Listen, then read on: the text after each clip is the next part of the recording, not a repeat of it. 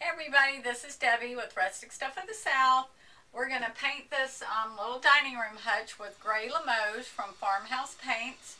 And this is banged up pretty bad, but I'm going to go over it. I'm going to clean it with just white distilled vinegar.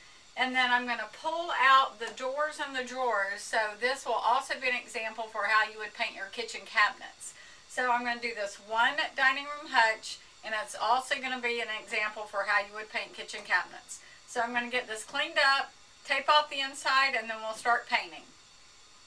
Okay, we're at our next step now of this cabinet, and also this would be the next step of your kitchen cabinets. I've taken off the doors, I've taped up the back sides because I don't want to paint the back sides, and I pulled out the drawers. I'm working on a little space now because it's kind of cold here where we live, and so my garage is not up to the right temperature. So I've cleaned them all with just white vinegar and made sure that they were dust free. I had a lot of scrapes and stuff on this, so some parts I sanded, but some I'm kind of going to leave in there because I might put a glaze over this when I'm done. So I'm going to leave the hardware on, and this paint I'm using is called Farmhouse paint. It's made right here in Roswell, Georgia, and it can go over the hardware and everything. And I'm just making big long strokes, and I'm going to do a really good first coat. And if you want a real shabby chic look to your cabinets or to your piece, one coat might be all you want. But I am definitely going to do 2 coats on this because I'm going to work with it, sand it. I might put a glaze finish on top of it. But I'm using this really pretty color by Farmhouse called Gray Limoges. And I'm going to put a coat on the cabinet door, the drawer, and then I'm going to get back with you when I start on the cabinet. But what I've done is I've pulled everything out. I've taped around the inside where I don't want the paint to be, and then I've started painting, and that's how easy it is.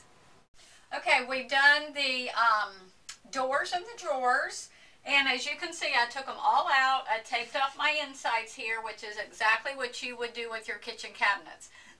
Unless you want your inside of your cabinets to be painted.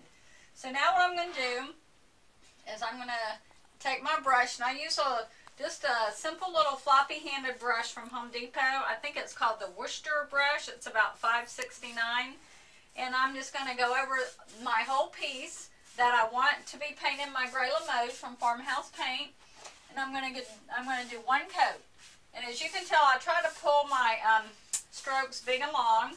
And as I go along, I'll try to kind of blend it all together. But the first coat really doesn't matter because the first coat acts like a primer. And then when I get this all done, I'll give you all a look at what it looks like. And then we will put coat number 2 on, and then I'll show you what the next step is. So you can do this yourself. It's really, really easy, and this is super simple paint to use. Okay, the next step is going to be putting a second coat on everything. As you can see, the buffet base is painted, and if you were doing your cabinets, that would be the back sides of your cabinets. And then the cabinet doors, they have 1 coat on. This Gray Limoges covers very well.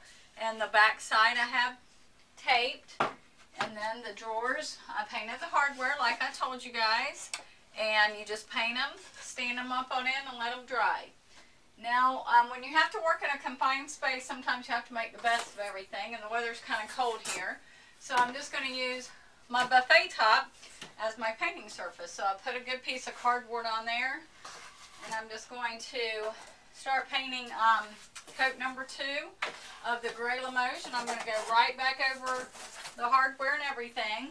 And make sure when you're doing this that you take your brush, and when you dip it in your paint, just wipe it along your edges so you don't get too much paint on your piece of furniture, your door, your sides, or anything, because if you do, you'll end up with run marks. And what you can do is just make sure that you've covered all your edges really well, and then just put a light number 2 coat on. You could go a little bit heavier if you want, but just really make sure you don't do too heavy because you don't want runs, because then you'll have to sand those off.